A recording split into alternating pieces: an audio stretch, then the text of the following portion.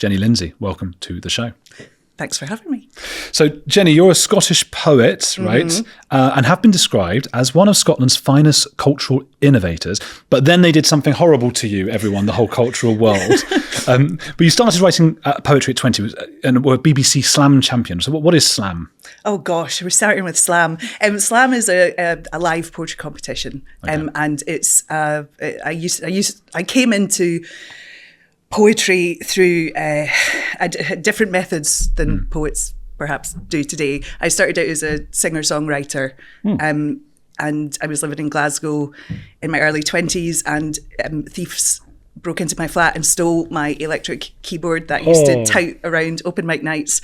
And so I started going to the open mic nights and performing my lyrics because I couldn't afford to buy another electric piano. Wow. And then somebody said to me, "Oh, you're a performance poet." I was like, "No, I'm not. That sounds sad. Like, what is that?" And then I found out that there was this, this is in the early noughties, so I was like 20.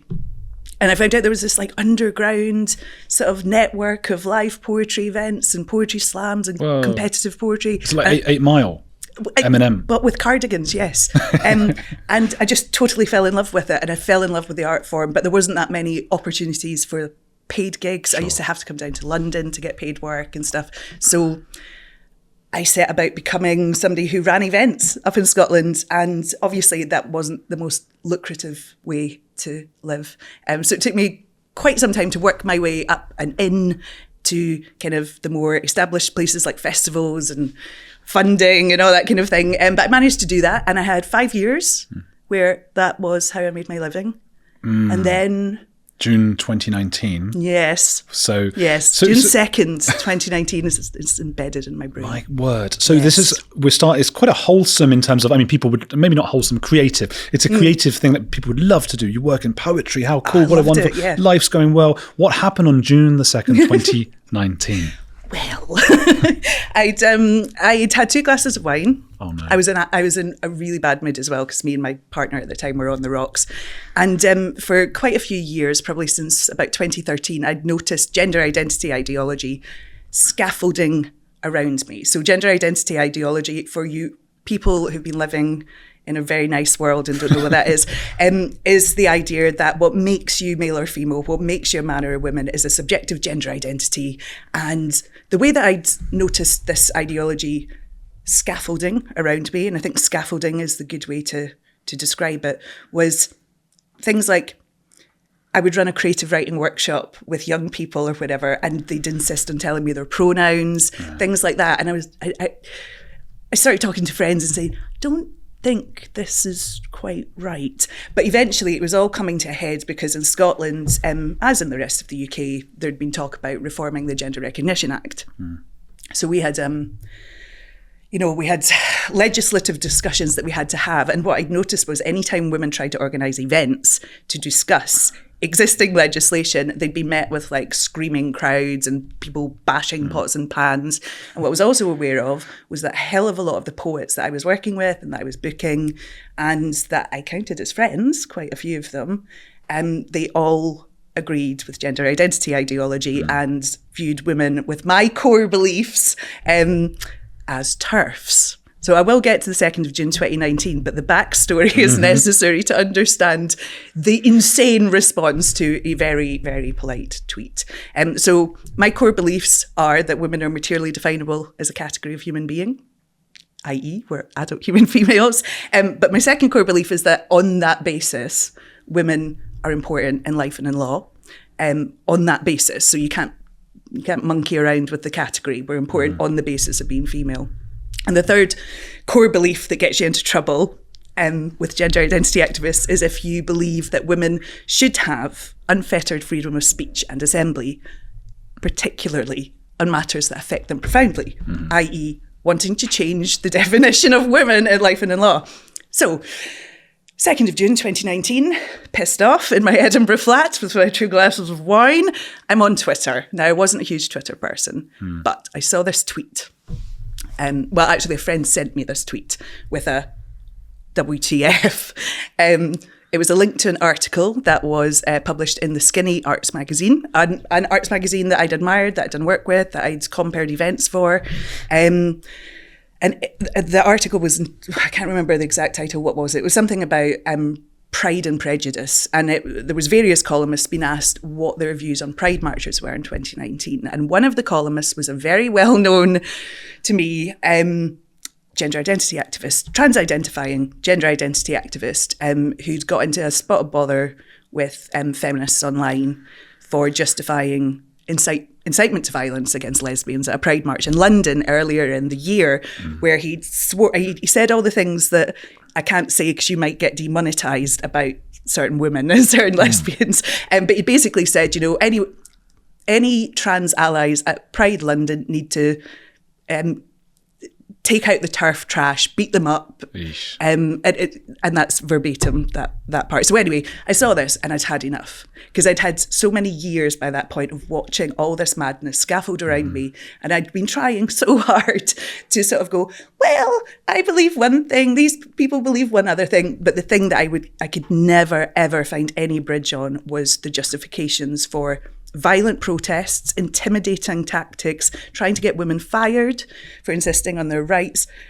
No, I don't care what your beliefs are. You don't do that. It sounds like you at least had one friend, because your friend wrote a WTF, yes. So you at least had that. And, I had one friend. You guys must have been talking about it between one another a little privately, bit. Yes. Yes, we did. We did discuss it privately. I mean, I never hid my views when I talked to people who had the other views. It wasn't something that I talked about that much online until the 2nd of June 2019, when I tweeted at the Skinny, hello, hello, I'm about to ruin my life and I don't know it yet. I said, hello, one of your columnists here is justifying incitement to violence against lesbians at Pride March. That's an extraordinary thing to read in the Skinny. Well, that's reasonable. You'd have thought, right? You'd have thought.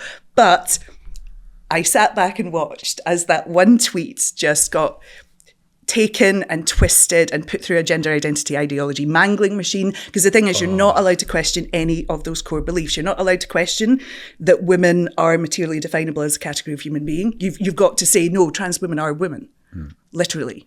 Because that's all self-ID is to say that on the basis of your desire, you should be able to change your sex in life and in law. Which is insane. Which is an insane thing, I think. But lots of people were acting as if that was a very, very, not just ordinary thing to think, but it was mandatory. Wow. So that was fun. Still is. And of course, you're not allowed to question, you're not allowed to believe that women on the basis of being adult human females are important in life and law. You've got to be inclusive, Andrew. Your feminism's got to be intersectional or it's bullshit, apparently.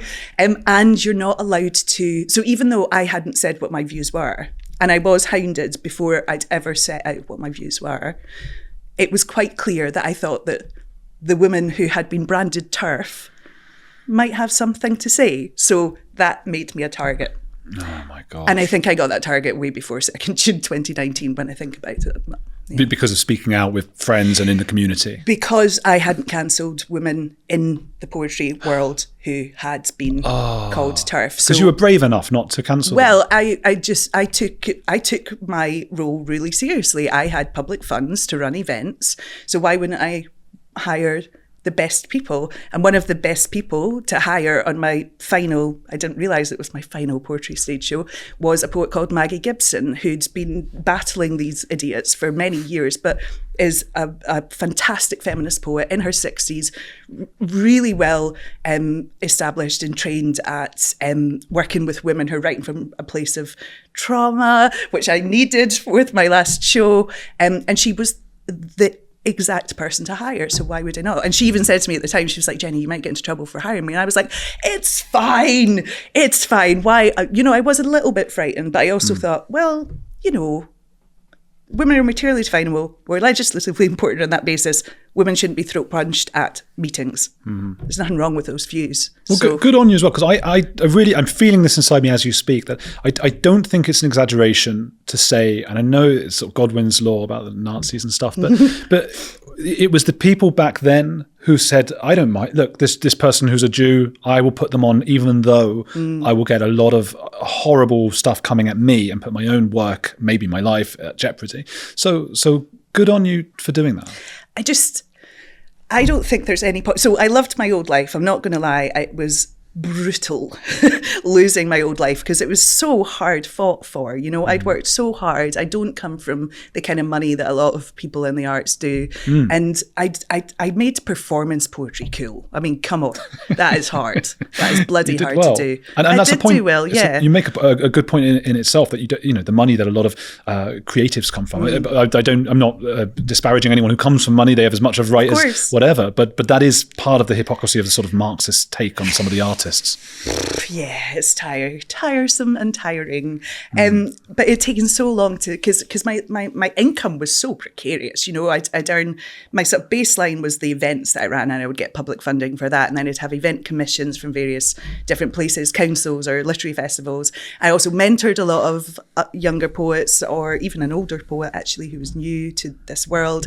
And I was starting to make inroads into theatre as well. So I'd worked so hard to get to the point where I live on my own, I'm single, living in a one-bedroom flat in the centre of Edinburgh. I mean, I had to work really hard to maintain that kind of income level.